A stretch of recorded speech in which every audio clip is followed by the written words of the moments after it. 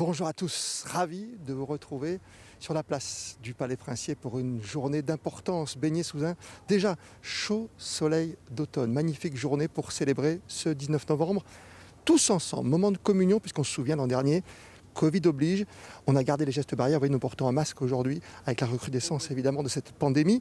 Méfiance, gestes barrières, nous serons tous ensemble, en tout cas pour communier aujourd'hui autour de la famille princière. Avec nos amis de KTO qui nous rejoignent pour cette messe d'action de grâce, messe solennelle d'action de grâce qui va vous être commentée par l'abbé Christian Venard et par José Sacré, avec à leur côté Sandrine Neg qui connaît tout de l'histoire de la principauté, qui va nous accompagner jusqu'à la fin de matinée.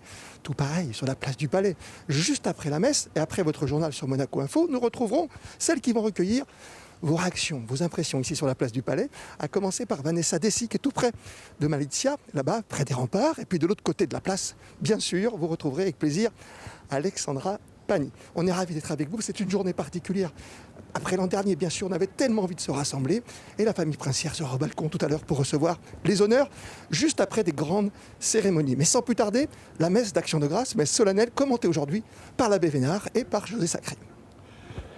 Merci Christophe. En effet, cette messe d'action de grâce avec Te Deum sera célébrée dans la cathédrale de Monaco par son Excellence Monseigneur Dominique-Marie David, archevêque de Monaco, entouré bien sûr du clergé de Monaco. Malheureusement, bien sûr, le prince souverain sera présent avec sa famille. Malheureusement, la princesse Charlène, cette année, sera absente. En début de semaine, le couple princier a annoncé que la princesse Charlène ne pourrait malheureusement pas participer cette année aux festivités de la fête nationale aux côtés de sa famille. Leurs Altesses Sérénissimes ayant convenu ensemble qu'une période de calme et de repos était nécessaire au bon rétablissement de la santé de la princesse Charlène. Respectueusement, nous présentons nos meilleurs vœux de prompt rétablissement à son Altesse Sérénissime, la princesse Charlène. Cette messe, nous allons la suivre en compagnie du père Christian Venard, délégué épiscopal à la communication et aumônier de la force publique, qui regroupe à Monaco, je le rappelle, la Compagnie des Carabiniers du Prince et la Compagnie des sapeurs-pompiers. Alors, père Venard, bonjour. Bonjour. Si la fête nationale à Monaco débute par une messe solennelle, cela veut dire que cette messe, cette manifestation religieuse, marque l'attachement de la principauté à la foi catholique. Bien sûr, alors c'est plus qu'un attachement, c'est même constitutif, puisque l'article 9 de la Constitution monégasque précise que la religion catholique est la religion de l'État. Ce qui fait de Monaco d'ailleurs un des rares pays au monde qui conserve comme religion d'État la religion catholique.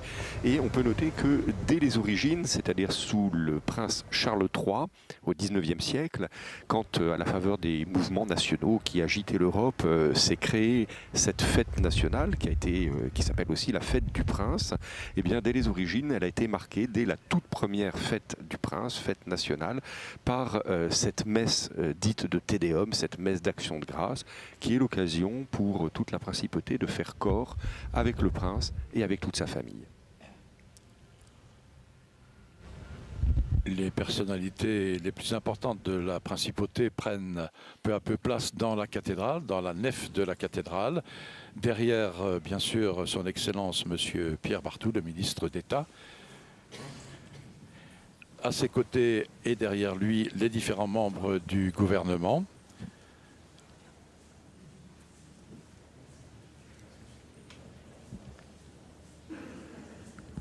Sur le plan ecclésiastique, on pourra noter aussi au cours de cette cérémonie la présence de deux autres évêques qui seront avec Monseigneur David, l'archevêque de Monaco, son prédécesseur, Monseigneur Bernard Barcy, qui a été archevêque de Monaco de 2000 à 2020. On lui donne le titre aujourd'hui d'archevêque émérite.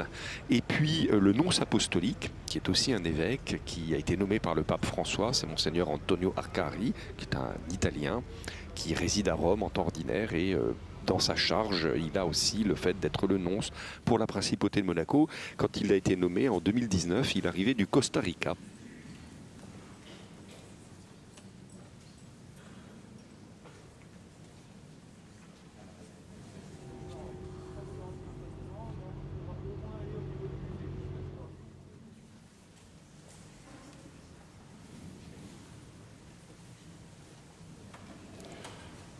Le prince souverain avec sa famille va prendre place bien sûr dans le cœur de la cathédrale et ici sont déjà en place les membres de la famille princière, les enfants de la princesse Caroline, ainsi que leurs épouses, ainsi que les enfants de la princesse Stéphanie.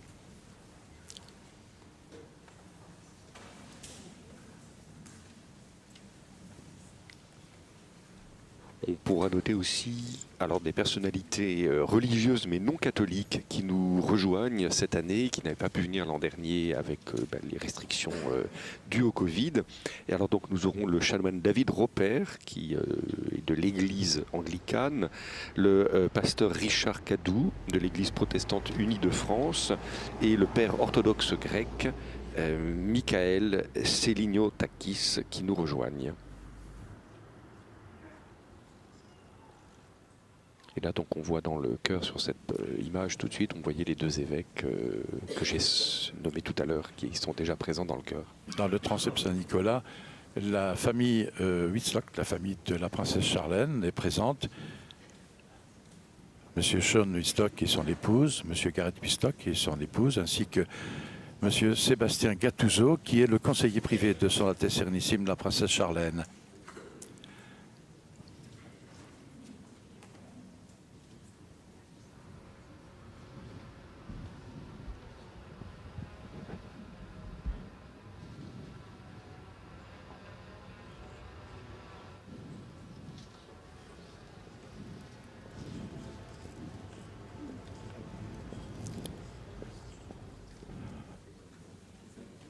Monsieur Stéphane Valéry, le président du Conseil national, à ses côtés, Monsieur Michel Boéry, le président du Conseil de la Couronne.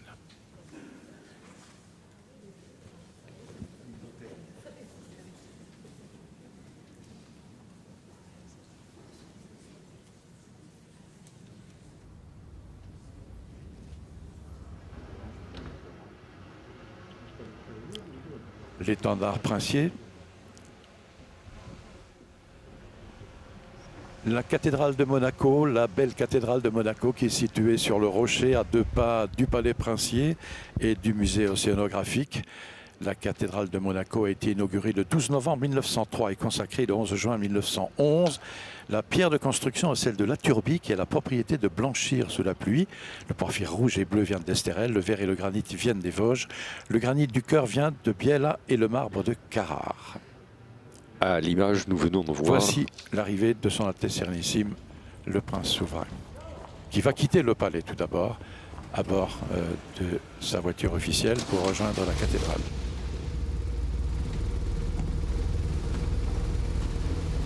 Il est attendu, on a vu l'image par évidemment l'archevêque de Monaco, Monseigneur David, qui était entouré par le vicaire général, Monseigneur Guillaume Paris, par l'archidiacre de la cathédrale, le curé de la cathédrale, le père Daniel Deltreuil, et puis sur le côté, il y avait évidemment le père Penzo, qui est l'aumônier du palais, qui est présent au palais depuis 50 ans, il faut le noter cette année.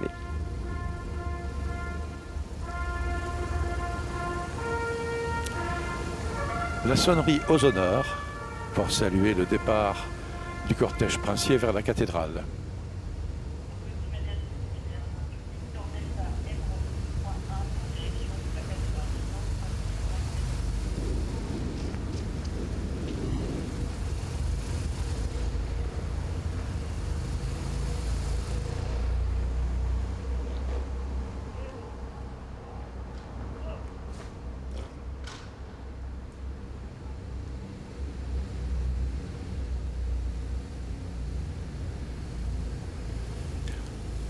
Devant la grande entrée de la cathédrale de Monaco, l'étendard princier et sa garde, ainsi que l'orchestre des carabiniers du prince, qui vont saluer l'arrivée du souverain. Un piquet d'honneur étant rangé le long des escaliers conduisant à la cathédrale. Le prince souverain est accompagné de sa sœur, son Altesse royale la princesse de Hanovre, et son Altesse sérénissime, sa sœur, son Altesse sérénissime la princesse Stéphanie. On voit le prince saluer Monseigneur David, l'archevêque de Monaco, le père Paris, le vicaire général, l'abbé Deltreuil et le père Penzo qui lui tend le goupillon, ce qui est une tradition. Le prince va se signer lui-même avec l'eau bénite, ainsi que la princesse Caroline et la princesse Stéphanie.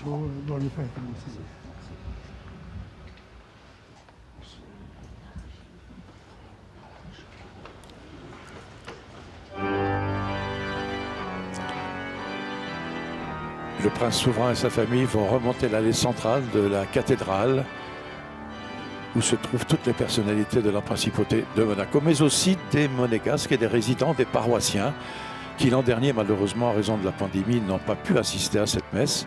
Ils sont là aujourd'hui.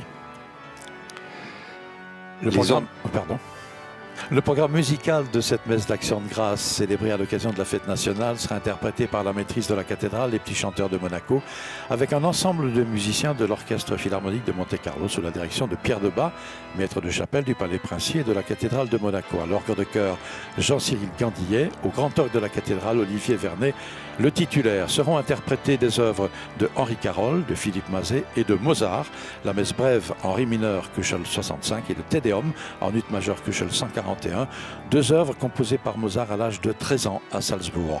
Quant à Olivier Vernet, il interprétera au grand orgue des œuvres de Jean-François Dandrieux, Gaston Litez et du chanoine Henri Carole. En ce moment, pour accompagner le cortège dans la cathédrale, une pièce de Siegfried Karl Heller qui est interprétée par Olivier Vernet. Il s'agit d'un compositeur allemand de la fin du XIXe siècle.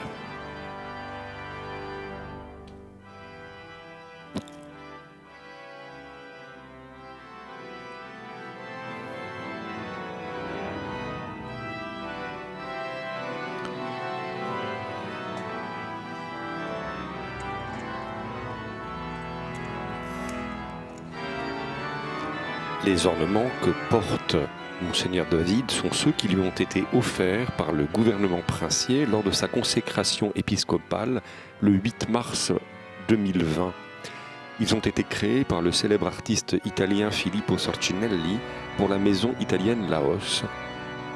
Alors n'hésitez pas, si vous voulez les voir de plus près, d'aller regarder, je fais un peu de pub pour le diocèse de Monaco et son service communication, d'aller regarder de plus près dans nos vidéos ces ornements que nous avons filmés et diffusés cette semaine.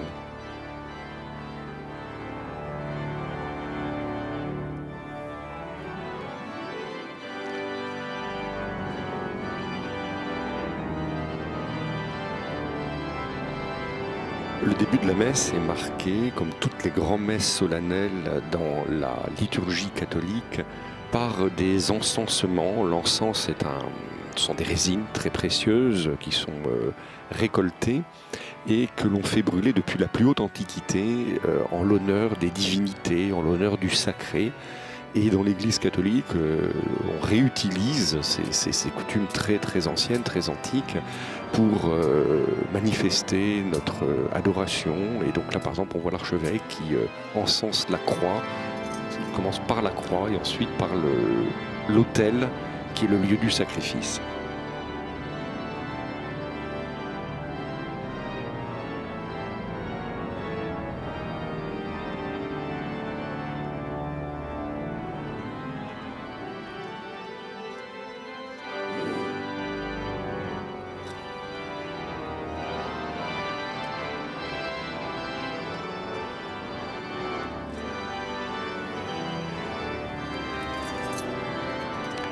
La croix pectorale, c'est-à-dire la croix que porte l'évêque sur la poitrine, est particulière. Cette croix avait été offerte par le prince Pierre à Monseigneur Barthes, qui était l'évêque à l'époque de Monaco. Et cette croix avait été confectionnée spécialement pour le mariage du prince Régnier avec la princesse Grace en avril 1956.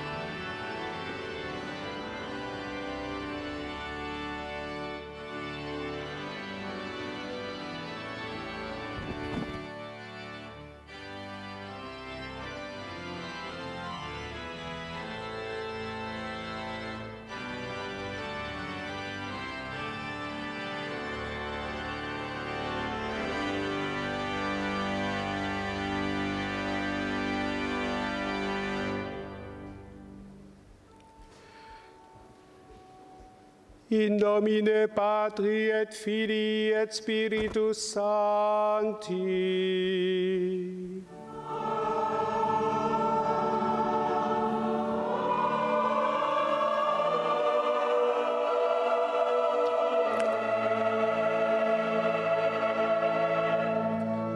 Pax vobis.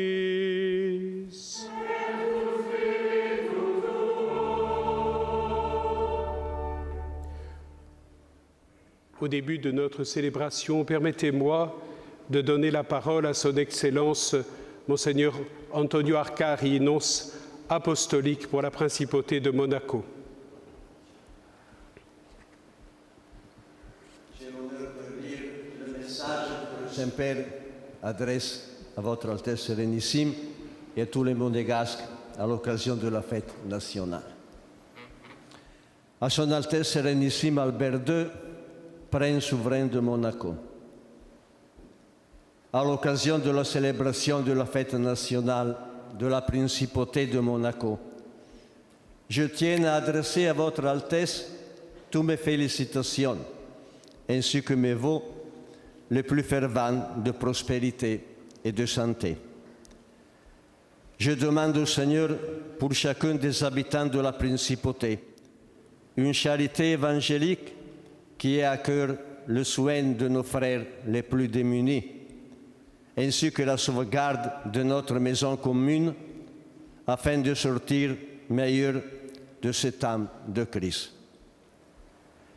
Que Dieu Tout-Puissant accorde à tous les Monégasques de pouvoir vivre dans le bonheur, la santé et la paix. Je donne de grand cœur la bénédiction apostolique à votre Altesse, à la famille princière, ainsi qu'aux responsables et à tous les habitants de la Principauté. Franciscus. Préparons-nous à la célébration de l'Eucharistie en reconnaissant humblement que nous sommes pécheurs. Je confesse à Dieu Tout-Puissant, je reconnais devant mes frères que j'ai péché en pensée, en parole, par action et par omission. Oui, j'ai vraiment péché. C'est pourquoi je supplie la Vierge Marie, les anges et tous les saints, et vous aussi, mes frères, de prier pour moi le Seigneur notre Dieu. Que Dieu Tout-Puissant nous fasse miséricorde, qu'il nous pardonne nos péchés et nous conduise à la vie éternelle.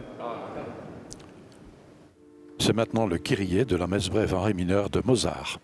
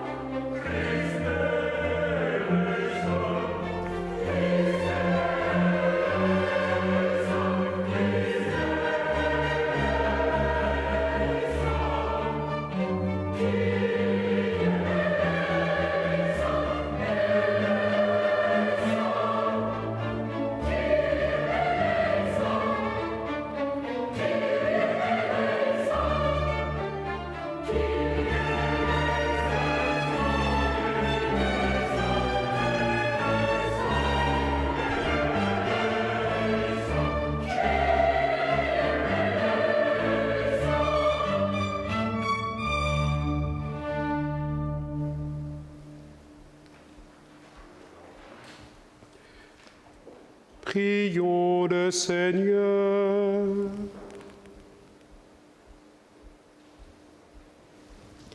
Seigneur Dieu, de qui relève toute autorité humaine, aide celui qui est à la tête de notre pays, notre prince Albert, à remplir sa haute fonction en te respectant toujours et en recherchant ce qui te plaît, qu'il puisse garantir au peuple dont il a la charge la liberté et la paix.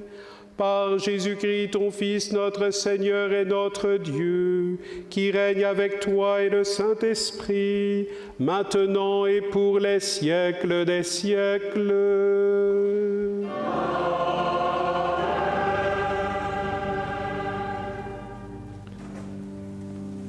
Commence maintenant la liturgie de la parole, au cours de laquelle nous allons entendre la parole de Dieu, avec une première lecture tirée du livre de la Genèse.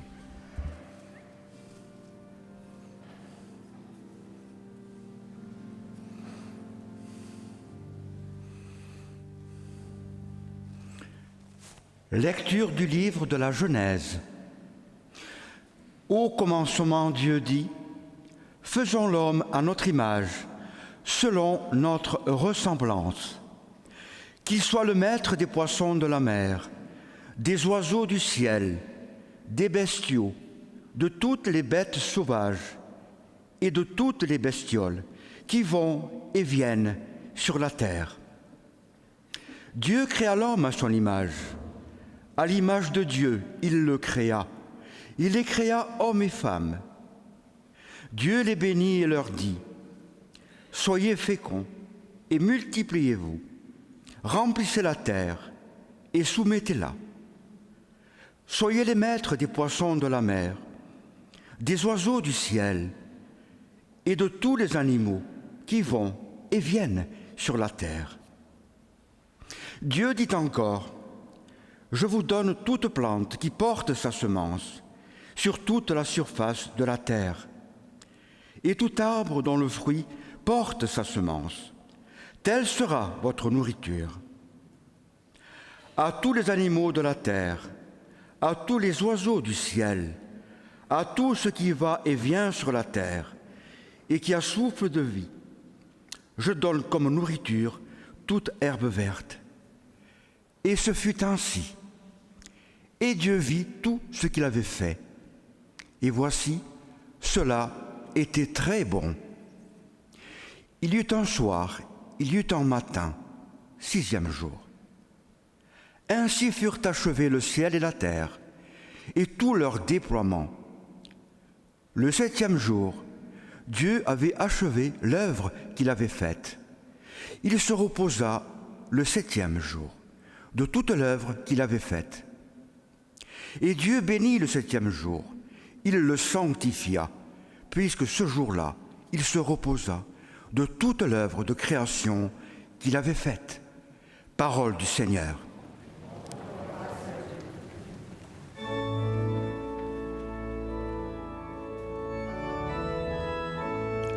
Un psaume composé par le Chardon de Carole.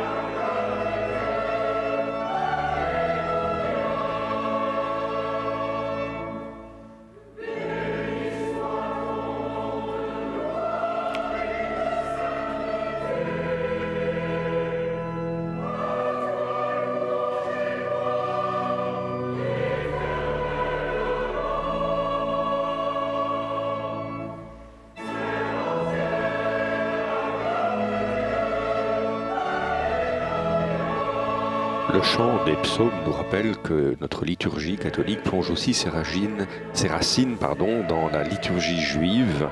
Et puis peut-être un mot sur le chanoine de Carole pour rappeler que c'est en 1946 qu'il avait été nommé directeur de la maîtrise de la cathédrale de Monaco et qu'il est resté jusqu'en 1971.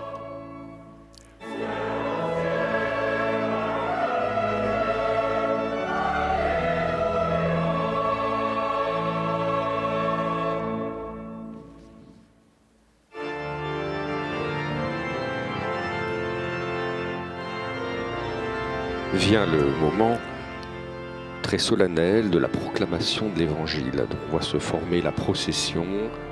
Le diacre va venir demander la bénédiction au pontife, qui auparavant, on le voit aux images, va imposer l'encens comme je le disais tout à l'heure, pour les moments les plus sacrés de la liturgie, on utilise l'encens. Là, il s'agit d'écouter la parole de Dieu, c'est-à-dire Jésus lui-même dans la liturgie. Heureux les artisans de paix, car ils seront appelés fils de Dieu.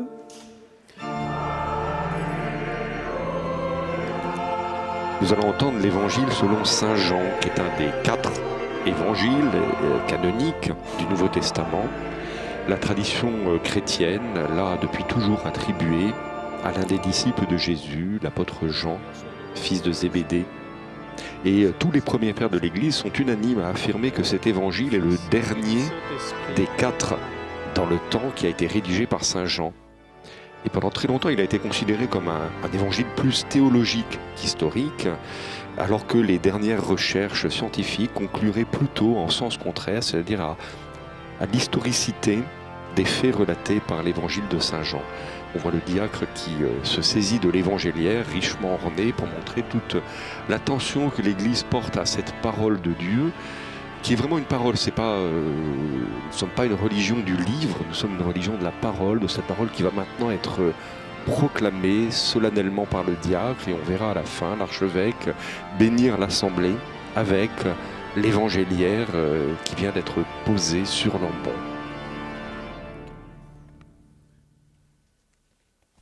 Le Seigneur soit avec vous. Évangile de Jésus-Christ selon saint Jean. Gloire à toi, Seigneur.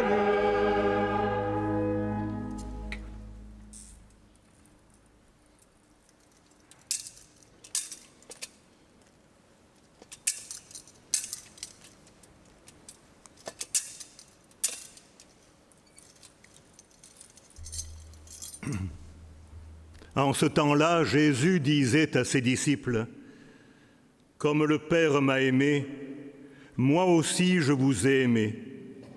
Demeurez dans mon amour. Si vous gardez mes commandements, vous demeurerez dans mon amour, comme moi j'ai gardé les commandements de mon Père, et je demeure dans son amour. Je vous ai dit cela pour que ma joie soit en vous et que votre joie soit parfaite.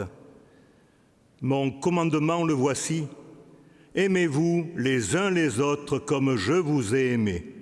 Acclamons la parole de Dieu.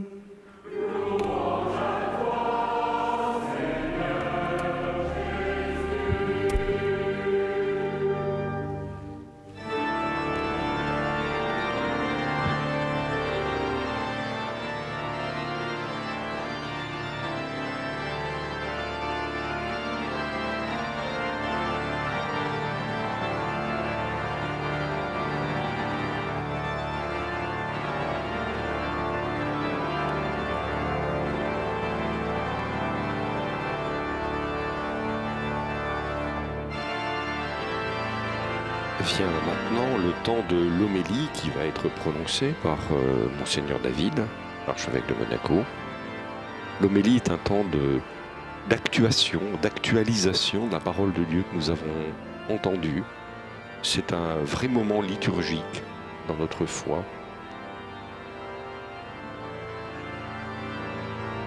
L'évêque va la prononcer assis sur sa cathèdre, entouré de son clergé, s'adressant évidemment au prince souverain, à sa famille, et par-delà à toute l'Assemblée, et d'une certaine manière à nous tous qui regardons en ce moment cette retransmission.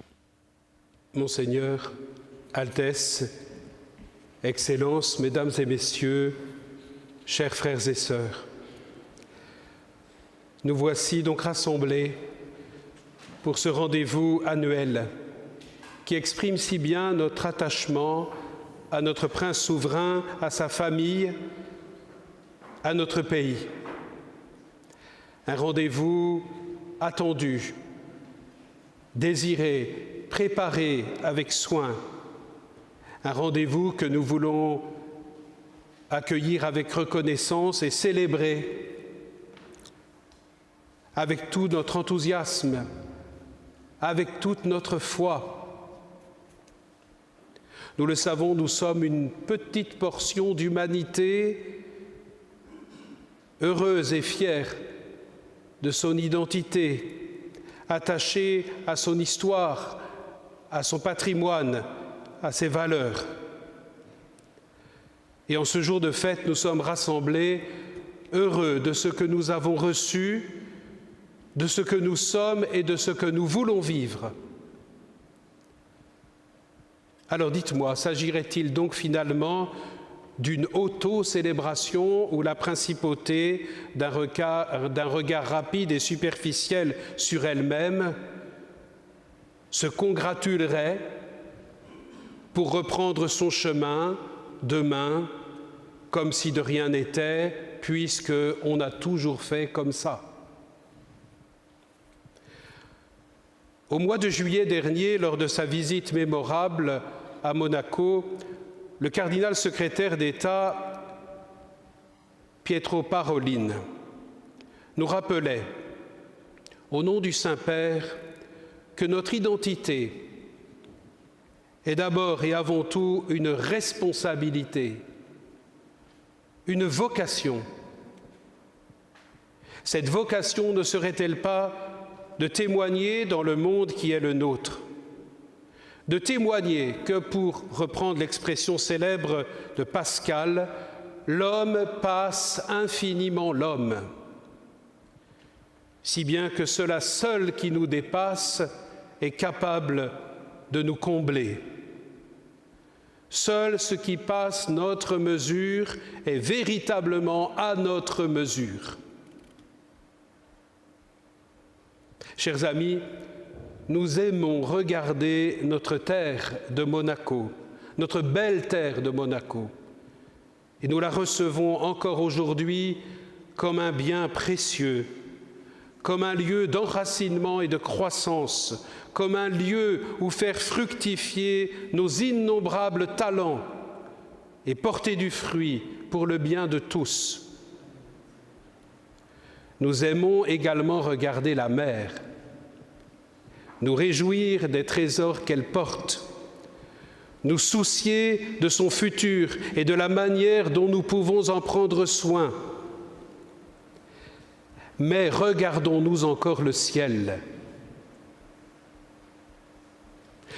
Oui, si nous avons bien des raisons de nous réjouir aujourd'hui, nous voulons vivre cette fête dans toute son ampleur et ne pas manquer sa dimension la plus essentielle.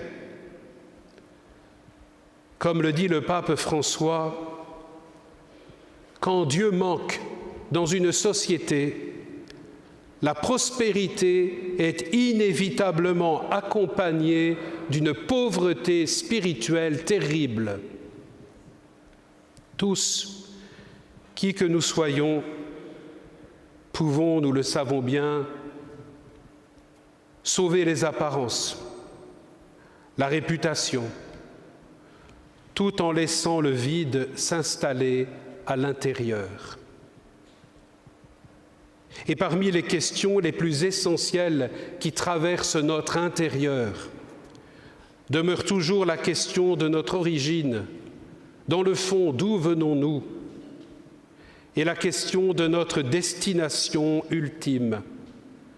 En fin de compte, vers où allons-nous? Les textes de l'Écriture sainte que nous venons d'entendre ne pourraient-ils pas éclairer ce double questionnement? D'où venons-nous? L'Écriture nous dit, et le livre de la Genèse, avec son langage poétique et tellement profond, nous éclaire. Nous trouvons notre origine la plus profonde et la plus essentielle dans le cœur de Dieu. Faisons l'homme à notre image, selon notre ressemblance. Et Dieu vit tout ce qu'il avait fait, et voici, cela était très bon. Vers où allons-nous? L'Évangile nous rappelle que, créés par amour, nous sommes faits pour l'amour. Si nous parlons du commandement de l'amour, nous savons que déjà, dans la première alliance que Dieu a voulu nouer avec son peuple, résonnait cette invitation « Écoute Israël, Tu aimeras le Seigneur ton Dieu de tout ton cœur, de toute ton âme et de toute ta force. Et plus loin dans l'Écriture, tu aimeras ton prochain comme toi-même. Nous savons que ce premier commandement donné à Israël s'est parfaitement accompli dans le Christ. Comme le Père m'a aimé, moi aussi je vous ai aimé. Aimez-vous les uns les autres comme je vous ai aimé. En Jésus, nous découvrons que le commandement devient une promesse. Oui, un jour, dans le Christ, tu aimeras. Tu as commencé d'aimer et un jour, véritablement, tu aimeras comme tu l'espères, de tout ton cœur, de toute ton âme, de toute ta force, avec l'amour même du Christ et pour l'éternité. Conscient de notre origine la plus fondamentale, renouvelés dans notre espérance que Dieu un jour accomplira toutes ses promesses, nous voulons encore lever nos yeux vers le ciel. Nous l'avons fait il y a peu de jours, au moment de la solennité de la Toussaint. Et c'est dans ce grand mystère de la communion des saints que nous voulons aussi célébrer ce jour de fête. Sur la tombe de l'écrivain Bernanos, on peut lire cette phrase : « Quand je serai mort, dites au doux royaume de la terre que je l'aimais plus que je n'ai jamais osé le dire. » Oui, en ce jour de fête, nous n'oublions pas ceux qui nous sont chers et qui nous ont précédés et qui nous ont aimés parfois plus qu'ils n'ont jamais osé nous le dire. Apparemment silencieux, ils nous parlent encore aujourd'hui. Et nous les retrouverons dans quelques instants dans la grande offrande, la grande célébration de l'Eucharistie, où sans nul doute il s'offre avec le Christ, désormais uni à lui, libre d'aimer pour de bon et pour toujours. Dans ce grand mystère de la communion des saints, n'attendons pas pour nous remettre entre les mains de celui qui nous a voulu et créé par amour. N'attendons pas pour répondre à l'invitation de celui qui nous veut avec lui pour toujours. Puisse en ce jour de fête l'amour de Dieu, dont nous tenons la vie, l'existence et l'être, nous garder dans l'humilité des pauvres qui savent encore recevoir, qui savent encore rendre grâce. Puisse l'amour de Dieu qui nous fera vivre éternellement avec lui, nous garder dans l'espérance pour que nous attendions fermement l'accomplissement de toutes les promesses. Puisse l'amour de Dieu qui vient à notre rencontre aujourd'hui réconforter tous ceux qui parmi nous ont le cœur lourd, inquiet et incertain. Puisse-t-il également soutenir notre courage et notre patience. Puisse-t-il affermir notre communion et notre solidarité fraternelle pour le bien de tous, pour le bien de notre principauté. Que le Dieu Tout-Puissant et Miséricordieux tourne son regard vers vous, mon Seigneur, vers la princesse Charlène, pour laquelle nous formulons des vœux chaleureux de rétablissement, et sur votre famille. Que Dieu bénisse abondamment la principauté qu'il aime, la principauté qu'ensemble nous voulons aimer et servir.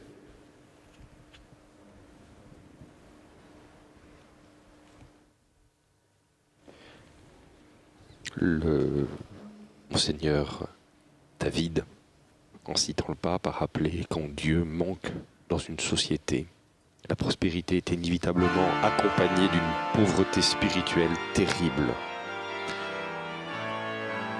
Rappel, comme l'avait fait d'ailleurs le cardinal Parolin, qu'a cité aussi l'archevêque, ce lien indissoluble entre la principauté, sa foi catholique et la nécessité pour nous de lever les yeux vers la transcendance sans laquelle nos vies terrestres finalement ont peu de sens.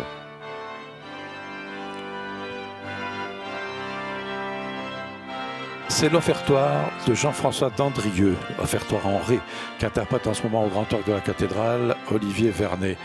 Jean-François d'Andrieux est un compositeur du baroque français du siècle de Louis XIV, compositeur de la chapelle royale de Versailles. C'est un compositeur de musique de chambre, musique vocale, du motet, une musique très démonstrative. Deux mots également sur la maîtrise de la cathédrale, composée de 25 voix adultes, hommes et femmes, et de 26 voix d'enfants, les petits chanteurs de Monaco, un ensemble créé en 1974 par Philippe Debat, alors maître de chapelle. Ces petits chanteurs de Monaco sont âgés de 9 à 16 ans. Leurs tournées internationales, leurs concerts et surtout leur travail de répétition ont été à l'arrêt pendant de longs mois suite à la pandémie. Ils ont dû beaucoup travailler ces dernières semaines sous la direction de Pierre Debat pour être fin prêt, parfait, dans l'interprétation des œuvres chantées de cette fête nationale monégasque. Les vases sacrés qui sont utilisés aujourd'hui sont ceux qui avaient été créés pour Monseigneur Theuret, le premier évêque à l'époque de la principauté de Monaco.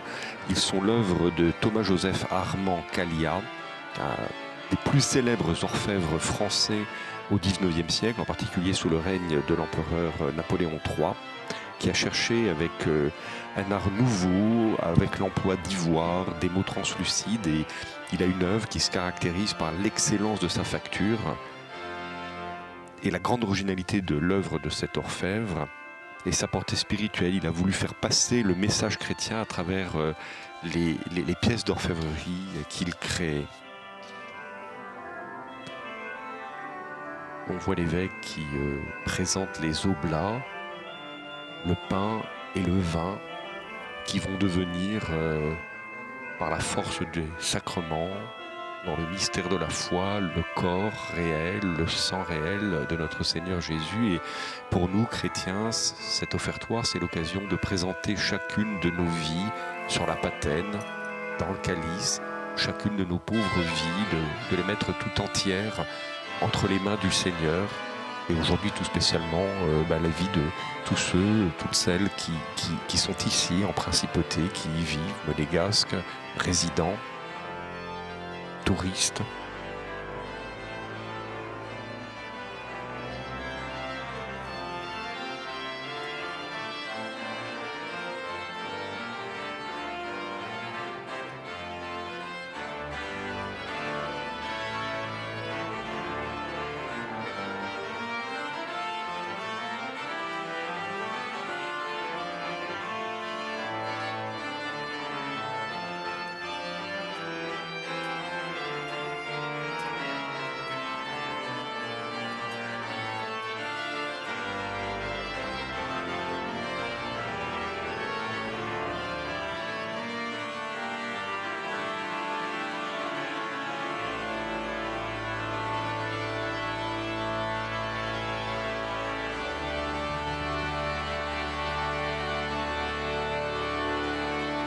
L'offertoire est toujours un moment assez solennel, surtout dans ces grandes messes, puisque sont présentés sur l'autel du sacrifice, le pain, le vin, qui vont devenir le corps et le sang de Jésus. Et donc on marque cela par toutes sortes de rites extérieurs très solennels. Donc là on voit l'archevêque qui préside la messe, qui est lui-même encensé, non pas tant pour sa personne elle-même que pour ce qu'il représente à ce moment-là, c'est-à-dire celui qui va présider le sacrifice eucharistique, in persona Christi, au nom du Christ, dans la personne du Christ. Encensement des deux archevêques, du clergé, et ensuite il y aura l'encensement de l'ensemble des fidèles baptisés, tous. Par ces encensements, nous essayons de nous mettre à la hauteur du mystère célébré. Nous essayons d'entrer plus profondément dans la dignité d'enfant de Dieu, appelé à revivre le sacrifice de Jésus à l'autel.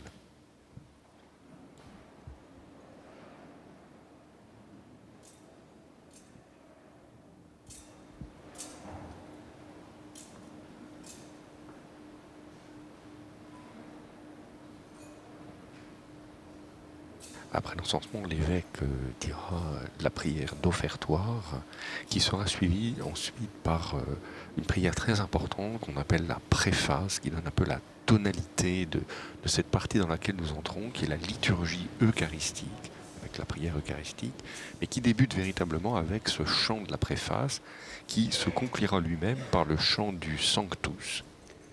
qui nous vient de la liturgie Prions céleste. ensemble au moment d'offrir le sacrifice de toute l'Église. Sous les signes du pain et du vin, nous t'offrons, Seigneur, le sacrifice du Christ, immolé pour l'unité de son corps. Que ce sacrement du royaume attendu entretienne en chacun de tes fils la patience et la ténacité au service de la paix sur la terre. Par Jésus le Christ, notre Seigneur.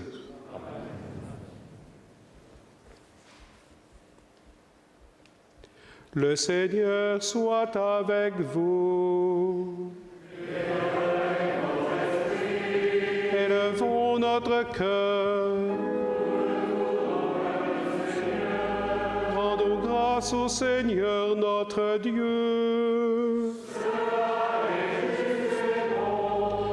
Vraiment, il est juste et bon de te rendre gloire, de t'offrir notre action de grâce, toujours et en tout lieu. À toi, Père très saint, Dieu éternel et tout-puissant, à toi, Créateur de tous les éléments du monde, Maître des temps et de l'histoire. C'est toi qui as formé l'homme à ton image et lui as soumis l'univers et ses merveilles. Tu lui as confié ta création pour qu'en admirant ton œuvre, il ne cesse de te rendre grâce par le Christ notre Seigneur. C'est toi que la terre et le ciel, avec les anges et les archanges, ne cessent d'acclamer en chantant.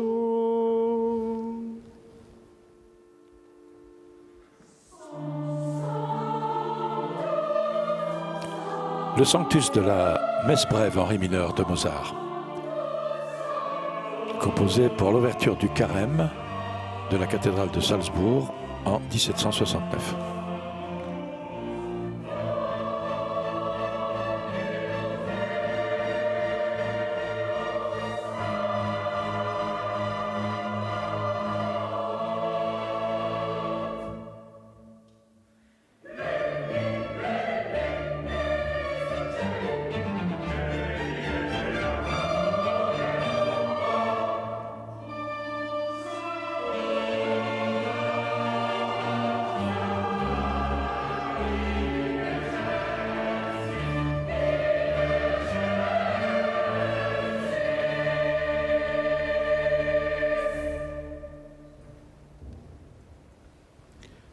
Tu es vraiment saint, Dieu de l'univers, et toute la création proclame ta louange, car c'est toi qui donnes la vie, c'est Nous toi entrons qui désormais dans la sanctifies partie la toutes plus choses sacrée de la par ton messe, le Fils moment Jésus-Christ, notre Seigneur, où se renouvelle le avec sacrifice la de puissance Jésus, de pain l'Esprit et vin Saint, devenant corps et tu ne et cesses sang de de rassembler Jésus. ton peuple Nous afin qu'il pouvons, te même présente pour nous qui partout regardons dans à le travers la monde télévision, une offrande nous associer à ce C'est pourquoi mystère nous te qui est célébré en supplions offrant de nos propres consacrer vies toi-même et toutes nos les intentions. offrandes que nous apportons, sanctifie-les par ton esprit, pour qu'elles deviennent le corps et le sang de ton Fils, Jésus-Christ notre Seigneur, qui nous a dit de célébrer ce mystère. La nuit même où il fut livré, il prit le pain. En te rendant grâce, il le bénit, il le rompit et le donna à ses disciples en disant : Prenez et mangez-en tous, ceci est mon corps livré pour vous.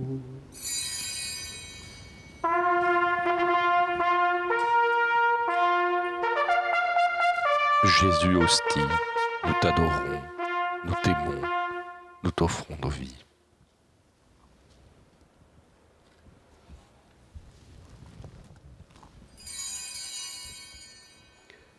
De même, à la fin du repas, il prit la coupe.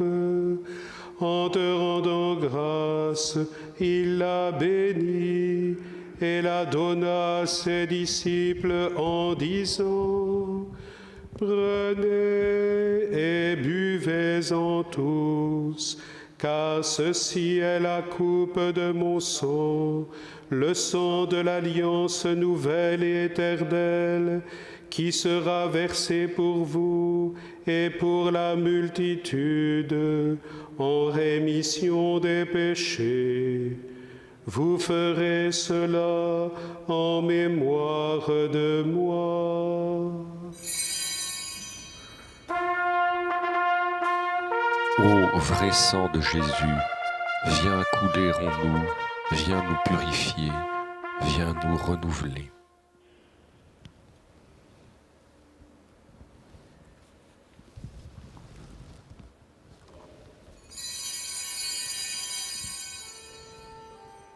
Proclamons le mystère de la foi.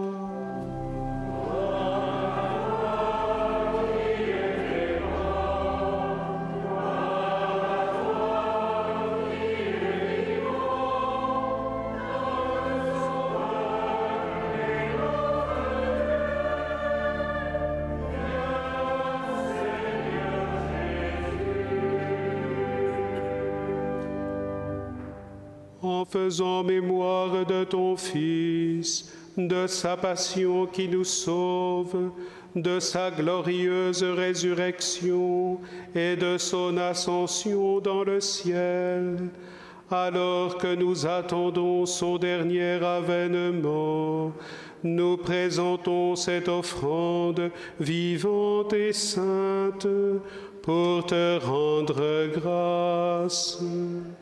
Regarde, Seigneur, le sacrifice de ton Église et daigne y reconnaître celui de ton Fils qui nous a rétablis dans ton alliance.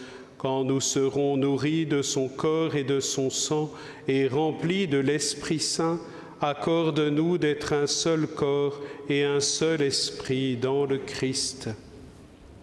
Que l'Esprit Saint fasse de nous une éternelle offrande à ta gloire, pour que nous obtenions un jour les biens du monde à venir auprès de la Vierge Marie, la bienheureuse Mère de Dieu, avec Saint Joseph, son époux, les apôtres, les martyrs, saintes dévotes et tous les saints qui ne cessent d'intercéder pour nous. Et maintenant, nous te supplions, Seigneur, par le sacrifice qui nous réconcilie avec toi, étends au monde entier le salut et la paix. Affermis la foi et la charité de ton Église au long de son chemin sur la terre. Veille sur ton serviteur, le pape François, et notre évêque Dominique Marie, ses frères Antonio et Bernard, l'ensemble des évêques, les prêtres, les diacres et tout le peuple des rachetés. Écoute les prières de ta famille assemblée devant toi et ramène à toi, Père très aimant, tous tes enfants dispersés. Pour nos frères défunts, pour les hommes qui ont quitté ce monde et dont tu connais la droiture, nous te prions. Reçois-les dans ton royaume où nous espérons être comblés de ta gloire, tous ensemble et pour l'éternité, par le Christ notre Seigneur, par qui tu donnes au monde toute grâce et tout bien.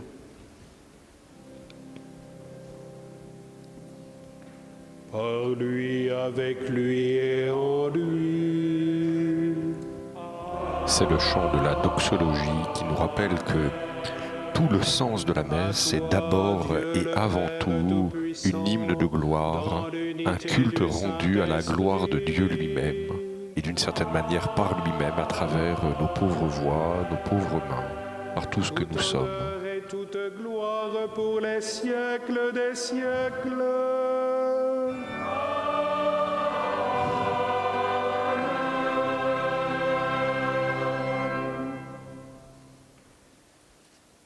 Unis dans le même esprit, nous pouvons dire avec confiance la prière que nous avons reçue du Sauveur. Notre Père qui es aux cieux, Que ton nom soit sanctifié, que ton règne vienne, que ta volonté soit faite sur la terre comme au ciel. Donne-nous aujourd'hui notre pain de ce jour. Pardonne-nous nos offenses, comme nous pardonnons aussi à ceux qui nous ont offensés. Et ne nous laisse pas entrer en tentation, mais délivre-nous du mal. Délivre-nous de tout mal, Seigneur, et donne la paix à notre temps. Par ta miséricorde, libère-nous du péché, rassure-nous devant les épreuves, en cette vie où nous espérons le bonheur que tu promets et l'avènement de Jésus-Christ, notre Sauveur.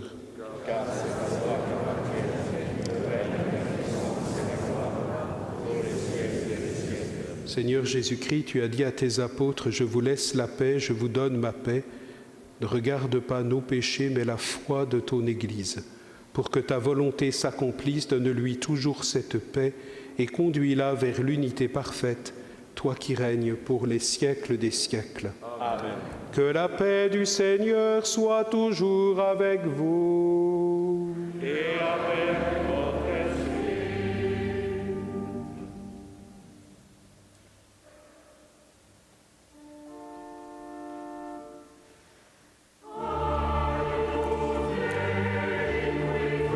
L'Agnus Dei de la messe brève, Köchel 65 de Mozart, dernier extrait de cette messe créée en 1769 à l'occasion du Carême à Salzbourg.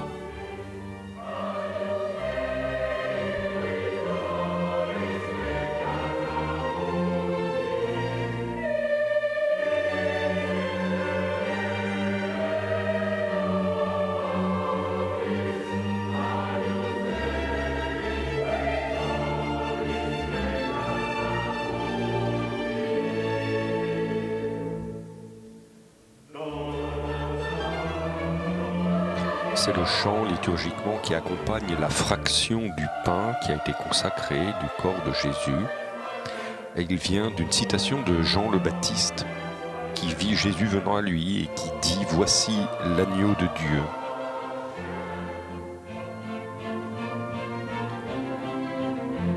Pour nous chrétiens, Jésus-Christ est cet agneau de Dieu sacrifié lors de la crucifixion qui enlève les péchés du monde par sa mort, par sa résurrection.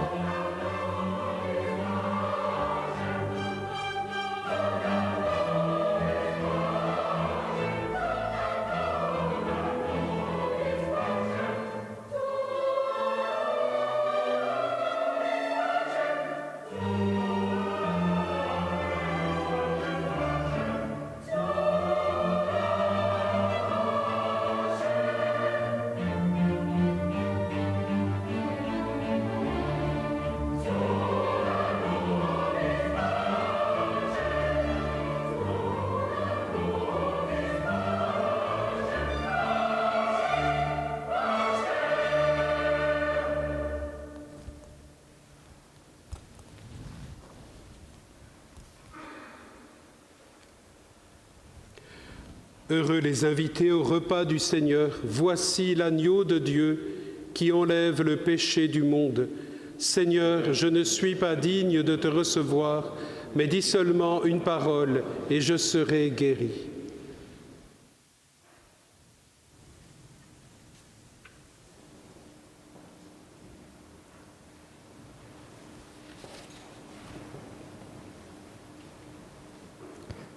Vient maintenant le moment de la communion où les prêtres, bien sûr, qui ont célébré cette messe et les fidèles qui le souhaitent ensuite, peuvent recevoir le corps et le sang de Jésus.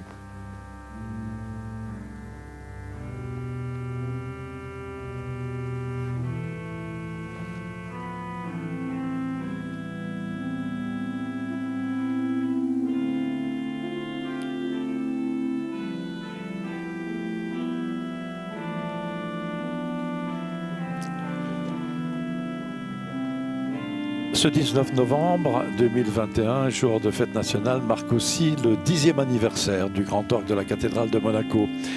Après 2 années de reconstruction par les ateliers de la manufacture d'orgue Thomas en Belgique, choisis à l'issue d'un concours international organisé par la Direction des Affaires culturelles, Le nouveau grand orgue de la cathédrale a été entendu pour la première fois lors de la fête nationale monégasque le 19 novembre 2011. Il y a tout juste 10 ans. C'est l'occasion de rappeler que la principauté dispose d'un instrument d'une valeur exceptionnelle, tant sur le plan musical qu'architectural. Un instrument mis en valeur par le talent d'un organiste reconnu internationalement, Olivier Vernet, également directeur artistique du Festival d'orgue qui a lieu chaque été à Monaco. Avec une discographie de plus d'une centaine de CD, Olivier Vernet a réalisé il y a quelques mois un enregistrement à 4 mains avec Cédric Mecler, un CD intitulé Apprenti sorcier, l'esprit symphonique français, avec des œuvres de Debussy, Ravel, Saint-Saëns, annonçant déjà la commémoration du prince Albert Ier en 2022. Ce disque enregistré évidemment sur les grandes orgues de la cathédrale de Monaco.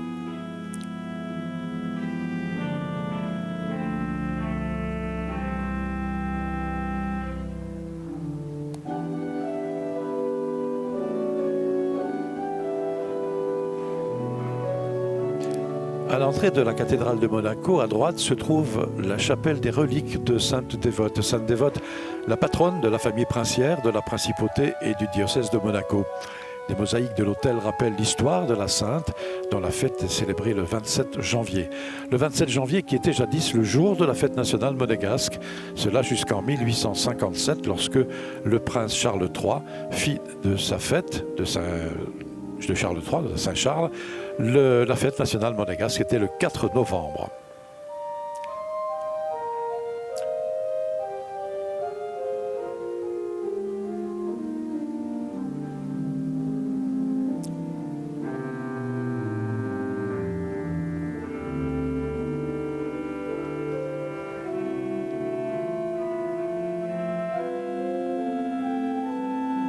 La cathédrale de Monaco abrite de nombreux trésors, parmi ceux-ci le retable de Sainte Dévote d'un peintre anonyme de la deuxième moitié du XVIe siècle.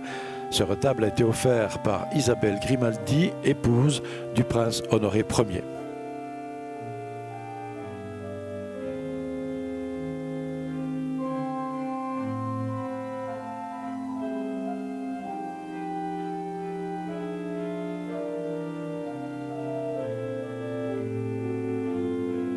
Pendant longtemps, la Sainte Dévote a d'ailleurs été la fête nationale, on n'appelait pas ça la fête nationale, c'était la grande fête monégasque, c'était la Sainte Dévote. On continue à la fêter solennellement au mois de janvier, avec la famille princière d'ailleurs.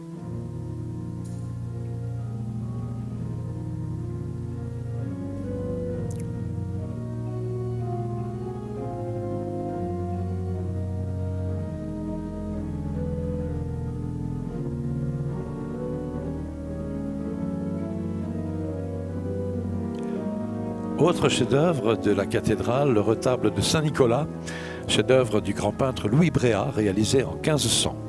Saint-Nicolas est entouré de Saint-Étienne, de l'archange Saint-Michel, de Saint-Laurent et de Sainte-Marie-Madeleine. Saint-Nicolas, qui est d'ailleurs célébré le 6 novembre, jour de sa fête en principauté, c'est une tradition très populaire encore dans le nord de la France et les pays du Nord, la Belgique, l'Allemagne et la Hollande, mais à Monaco, on célèbre aussi la Saint-Nicolas. Saint-Nicolas, le patron des enfants sages et d'une manière générale de tous les petits écoliers. La paroisse de la principauté d'ailleurs porte encore le nom de Saint-Nicolas et la première paroisse sur le rocher s'appelait paroisse Saint-Nicolas avant que ne soit construite la cathédrale actuelle qui elle est dédiée à l'Immaculée Conception.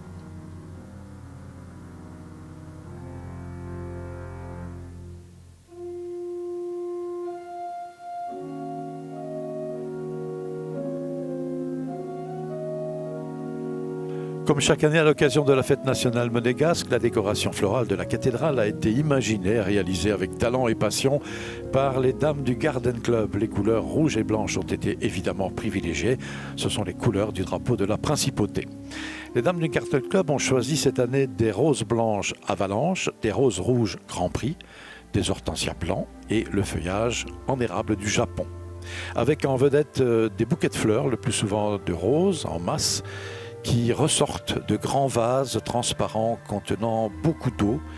C'est, dit-on, l'une des nouveautés dans le domaine de la décoration florale. C'est une nouveauté signée du décorateur américain Jeff Leckham, présentée pour la première fois au Georges V à Paris. Dans son homélie, et c'est bien en lien avec ce moment de communion, l'archevêque disait ceci: « Puisse l'amour de Dieu, dont nous tenons la vie, l'existence et l'être, nous tenir dans l'humilité du pauvre qui sait encore recevoir et rendre grâce. Puisse l'amour de Dieu, qui nous fera vivre éternellement, nous tenir dans l'espérance et attendre fermement l'accomplissement de toutes les promesses. » C'est un peu ce que chaque fidèle vit quand il vient communier au corps du Christ, de cet amour de Dieu qui nous fait tenir dans l'existence et qui nous donne déjà en espérance la vie future que nous vivrons avec Dieu lui-même.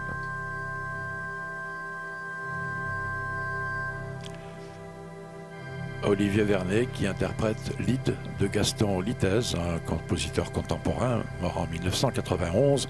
C'était un organiste aveugle, l'un des plus grands professeurs d'orgue du XXe siècle. Il a d'ailleurs été le professeur d'Olivier Vernet.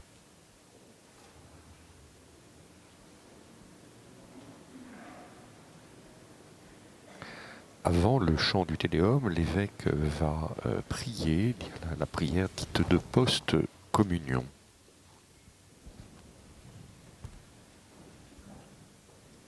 Le Te Deum en ut majeur Köchel 141 est également de Mozart. Il l'a composé à l'âge de 13 ans. Une commande, dit-on, de l'archiduchesse d'Autriche. Inspire-nous, Seigneur, toujours plus de charité, afin qu'alimentés par le corps et le sang du Christ, nous fassions fructifier en ce monde la paix qu'il a lui-même donnée, lui qui règne avec toi et le Saint-Esprit, maintenant et pour les siècles des siècles.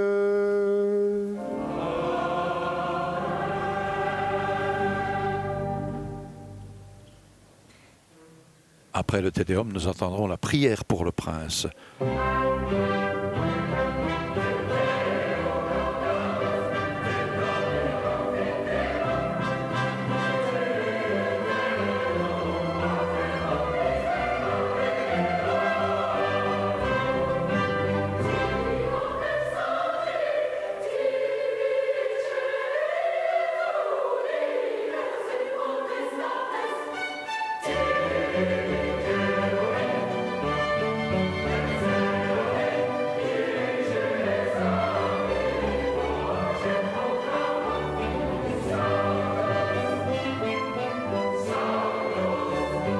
C'est une des hymnes les plus anciennes dans le catholicisme. On l'appelle parfois aussi hymne ambrosienne.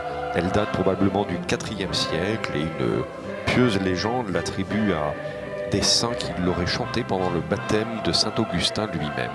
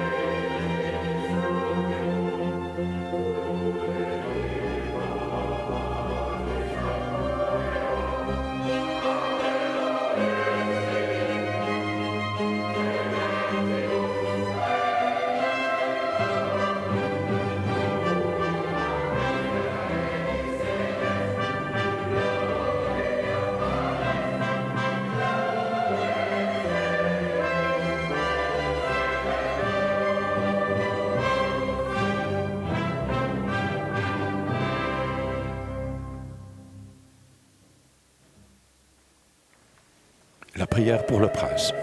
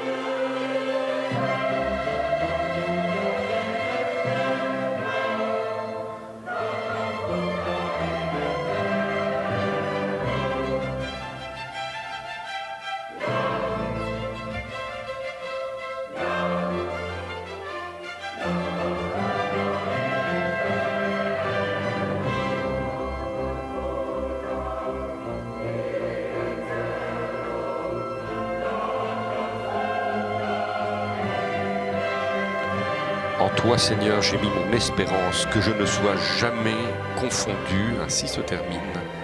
C'est Te Deum de Mozart.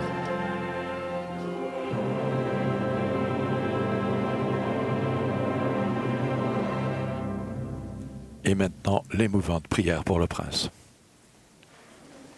Domine salvum fac principem nostrum Albertum et exaudi nos in diem qua invocaverimus te, Seigneur. Accorde le salut à notre prince Albert et exauce-nous au jour où nous t'invoquons.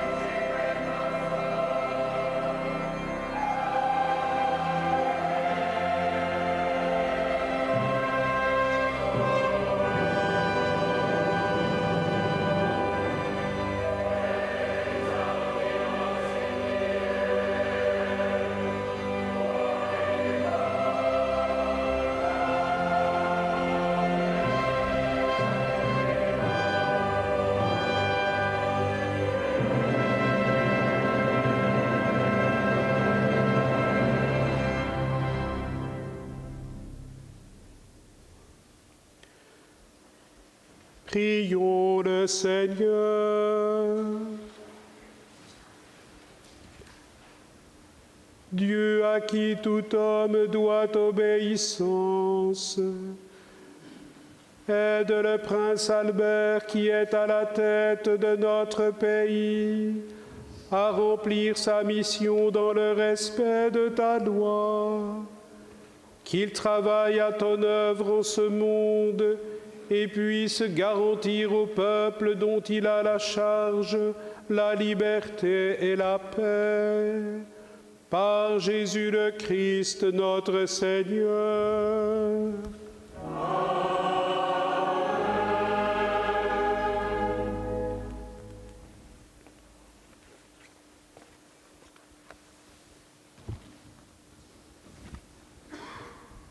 C'est le moment de la bénédiction pontificale solennelle. Dominus vobiscum.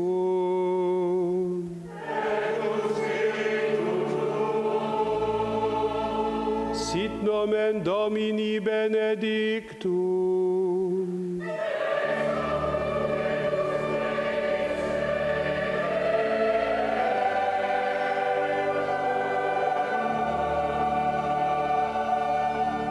Adiutorium nostrum in nomine Domini.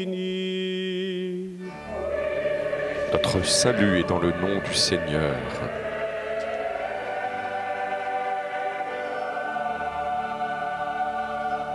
Benedicat vos omnipotens Deus, Pater, et Filius, et Spiritus Sanctus.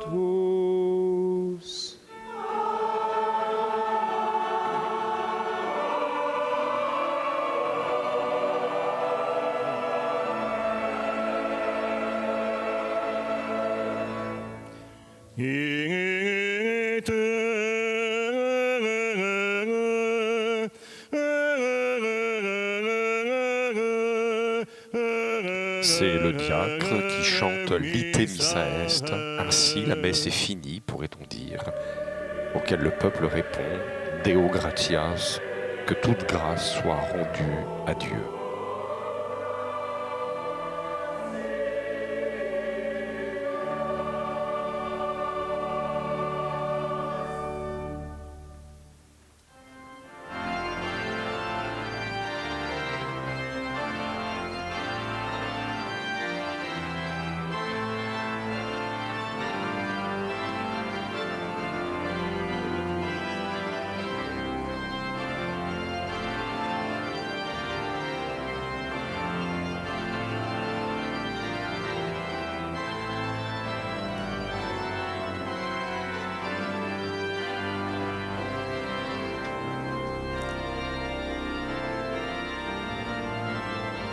Monseigneur l'archevêque salue son Altesse Sérénissime le Prince souverain, son Altesse royale la Princesse d'un Nord, son Altesse Sérénissime la Princesse Stéphanie,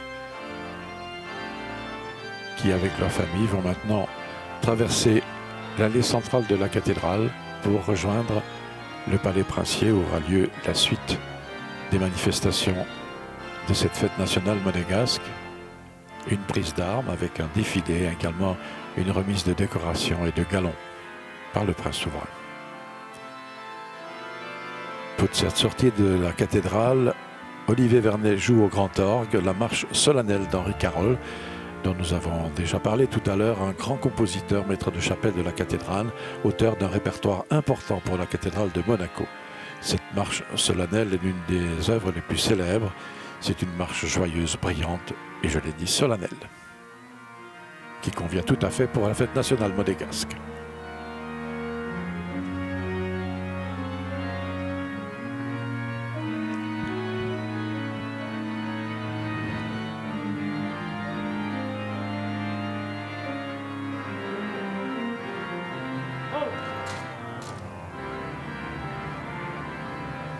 Le prince et l'archevêque vont se saluer une dernière fois après cette messe solennelle de Te Deum, marquant une fois de plus, ne serait-ce que par les images, cet attachement si profond dans notre principauté entre la foi catholique, les institutions monégasques,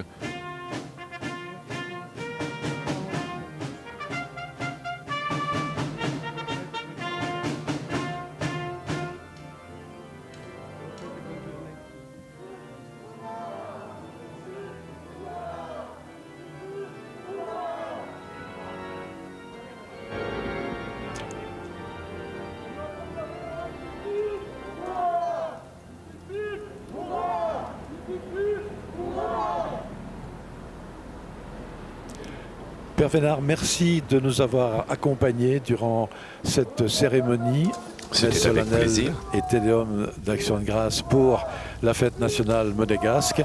Nous allons maintenant remercier nos téléspectateurs de KTO d'avoir suivi également avec nous cette messe solennelle. Nous les saluons chaleureusement. Chaleureusement et sans doute à l'année prochaine, ou peut-être avant. J'espère bien.